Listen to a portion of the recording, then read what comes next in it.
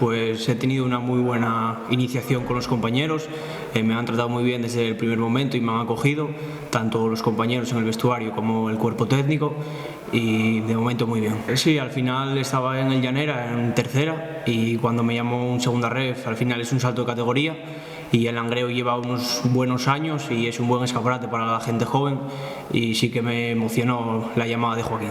Pues bien, muy bien, la verdad. Vi un equipo muy unido, muy competidor, y el partido me gustó mucho, todo el equipo como compitió en todas partes del partido, y bien, me gustó mucho. Bien, apoyó mucho apoyo de la afición, y sí que se notó en los momentos más duros del partido como la afición saltó y ayudó al equipo. Sí, lo que dices tú, al final fue un equipo que no empezó muy fuerte, pero ahora ya está arriba peleando por los puestos de arriba y va a ser un partido difícil. Encima allí en Galicia, que nunca es fácil, y nos podemos encontrar un partido muy difícil, pero tenemos que ir a dejarlo todo el partido.